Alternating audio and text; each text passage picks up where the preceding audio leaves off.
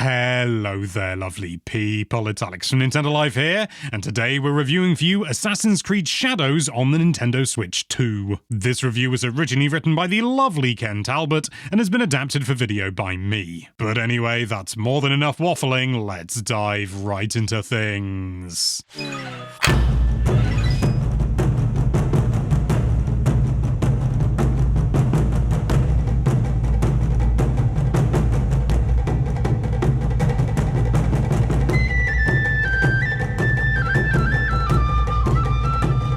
Assassin's Creed, Ubisoft's flagship series, has delivered 2 decades now of time-hopping adventure.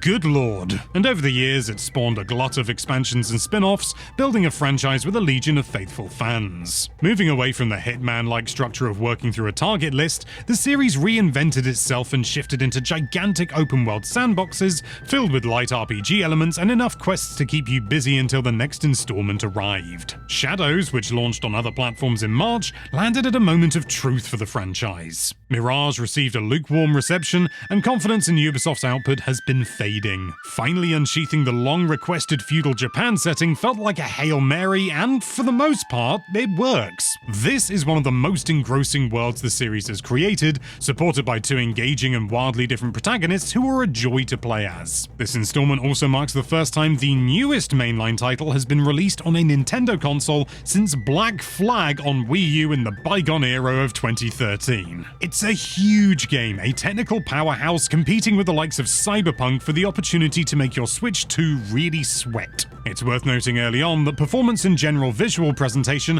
are solid with some caveats, but we'll get onto that later. Taking place at the tail end of the Sengoku period, Shadows tracks 2 parallel journeys across the Kansai region of Japan. Though shaped by the machinations of Oda Nobunaga, a pivotal figure in Japanese history, the story is a familiar and classic revenge tale. Driven to recover a mysterious family heirloom and revenge her father, Naoe hunts the Onryo, a masked clan of villains, and I can only apologize for my Japanese pronunciation throughout this entire review. Meanwhile, the Mozambican slave-turned samurai Yasuke serves under Nobunaga and struggles through a life of self-discovery and moral conflict. Their paths eventually cross, and the 2 become allies, hunting down the corrupting forces spreading throughout the land and taking down the Onryo one mask at a time. The Animus element, which is the kind of machine you use to live out these past lives, if you don't understand, you don't have to worry about it because it's been really pushed into the background of the series of late, although there is still this whole overarching mystery involving this omniscient voice who occasionally reminds us that you're controlling someone who was in turn controlling Naoe and Yasuke. The hook that separates Shadows from other titles in the series is the stark mechanical difference between its dual heroes. Naoe is your traditional assassin type. She's sneaky, she's athletic, and equipped with the traditional hidden blade. Sneaking through shadows, clambering across rooftops, and utilizing tools to escape combat,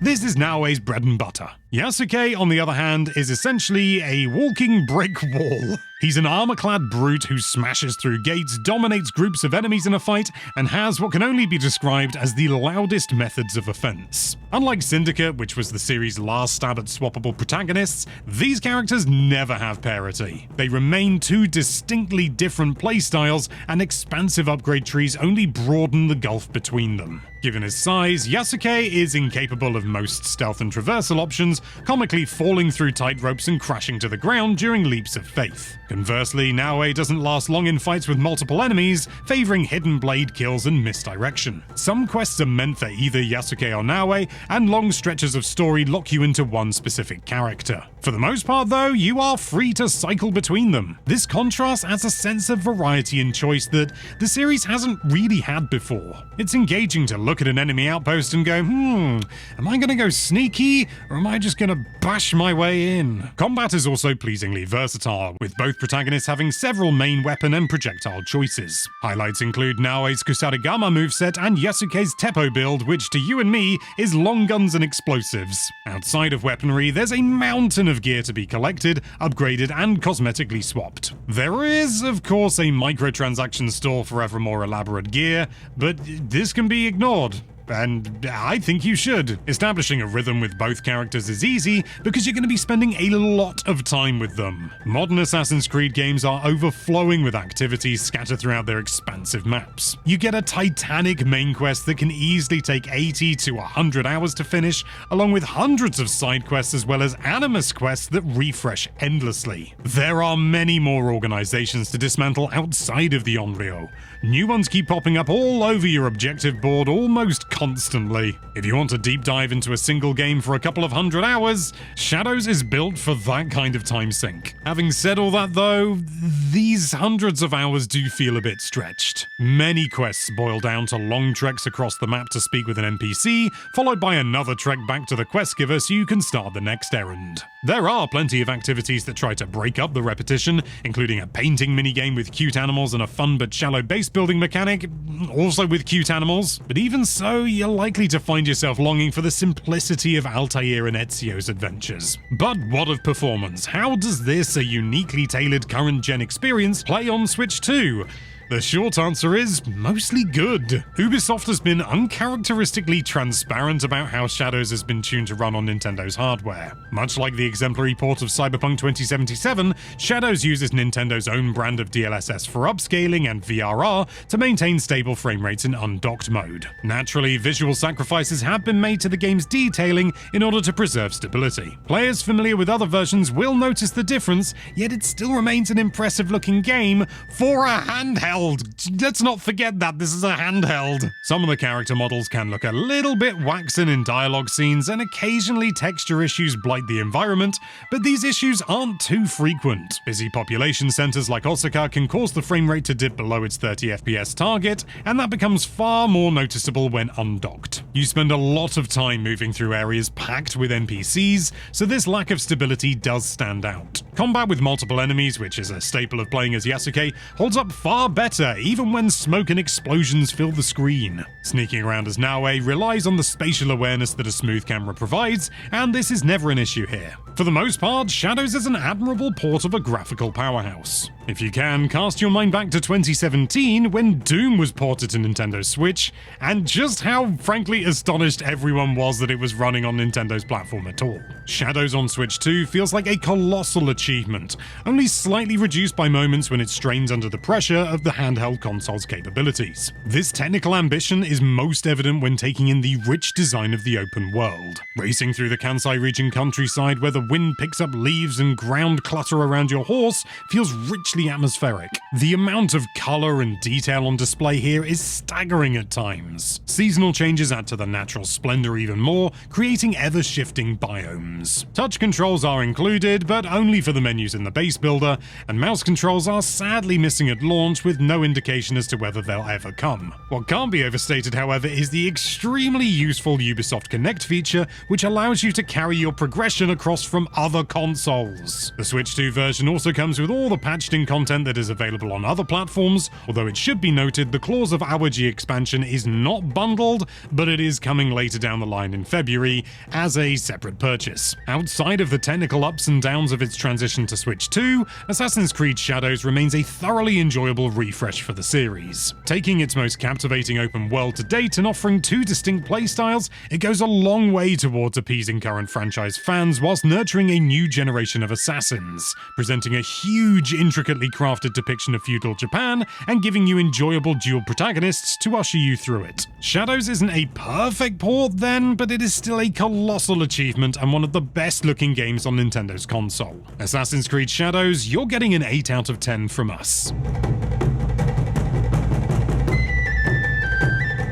You've reached the end, and that means, of course, it's time for Alex's personal thoughts, and I do want to preface this by saying that this is the first Assassin's Creed game that I have actually played since Black Flag on the Wii U. I played the original, I played 2, I found Brotherhood to be very disappointing, but I did love Black Flag, so I was really keen to see what this would be like. And in truth, I've been really enjoying it, actually. There are a few things that don't absolutely gel with me.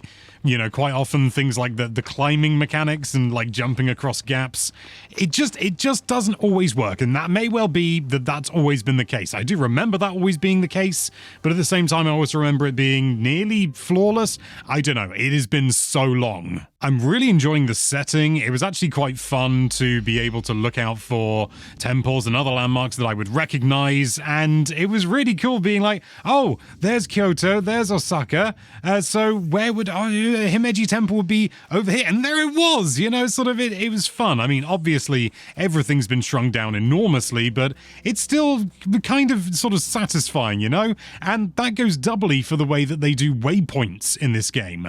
I don't know whether this has been the case in other Assassin's Creed games, but the fact that you're given instructions as to where the waypoint will be and you have to work it out, yeah, you can just use scouts to try and like find the area for you, and I did do that a few times, but to be able to also just work it out roughly for yourself is far more rewarding than just getting a thing on the map saying, go here. The Switch 2 port as well, I would say, is very, very impressive overall. There are plenty of times when I was looking at it and thinking, God, this looks absolutely fantastic. But there were also other instances where it didn't quite gel in the same way. When the lighting hits right, it looks superb, but when it doesn't, it looks okay. It looks quite downgraded. The game is also really dark, which is honestly a bit of a nuisance.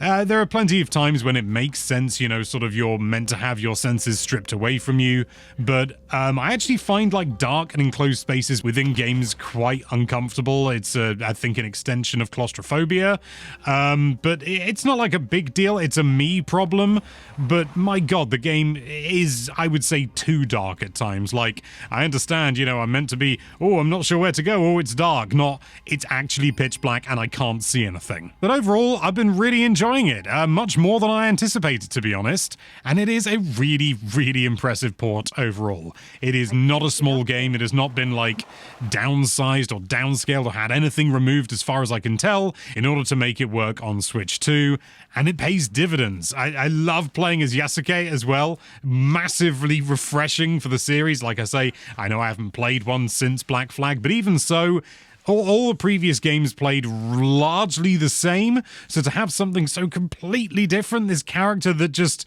doesn't, well, you can use stealth, but he is just basically run in, hack slash ask questions later.